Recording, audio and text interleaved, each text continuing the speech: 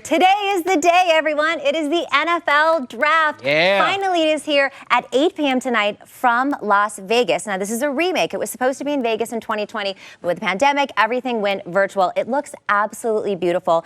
It's an interesting draft this year because there's not a lot of good quarterback candidates. Last year was extremely quarterback heavy. This year, it's your people. It's the defense that are likely going first, which is very, very exciting. And here, obviously, to talk through this with us, we've got Sean Little here. Sean, not as exciting for us this year, right, as Bears and Niners fans. We got our big picks last year.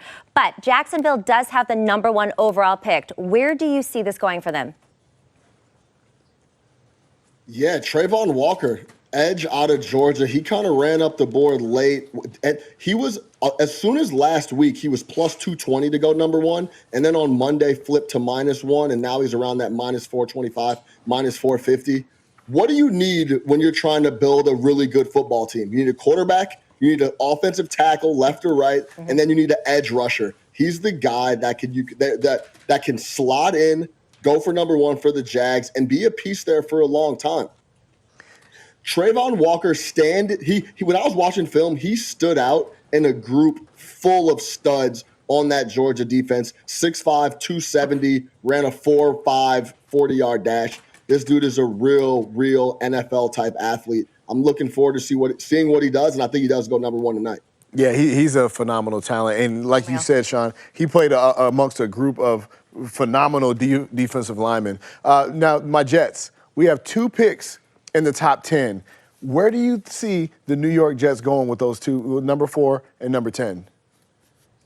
Yeah, I heard you mention it earlier, EC. I'm with you. Sauce Gardner, a guy that doesn't give up a touchdown in 3 years in college, is a guy that I want on my team.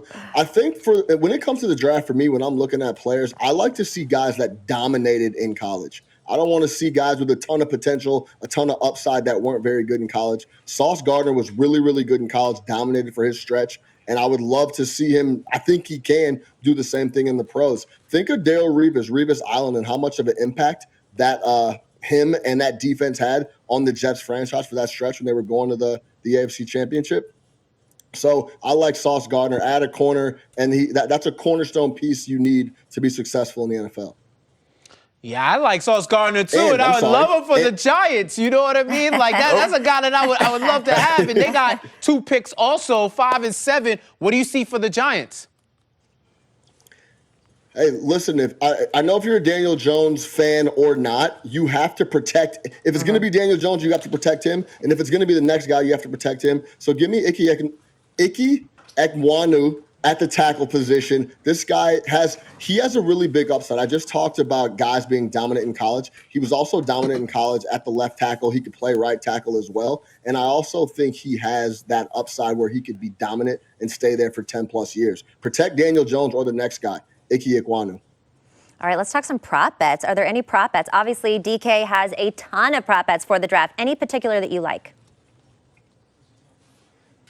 Yeah, we talked about it. I like the Giants to pick an offensive lineman at their first pick. I think it's -180. And I also like over 6.5 Big Ten players drafted in the first round. Hutchinson was going to go #1. We already know what happened with that. He looks like he's going to go #2. He swapped with Walker. We got guys like Gary Wilson, Chris Olave, Tyler Lindenbaum out of Iowa. And then we got Daxter Hill, who's a sleeper safety out of Michigan who can make an impact. I think a lot of Big Ten guys go off the board. You know, my Midwest guys, we could play ball, Ohio State, Michigan. You know how it goes, EC. I know you're a Pac-12 guy, but the Big Ten's holding it down this first round. I think they go over 6.5 selected. I like that a lot. I actually like the over 4.5 too for the Pac-12 as well to go in the first half, especially with those 2 cornerbacks coming out of Washington. I think a lot of teams are going to like that.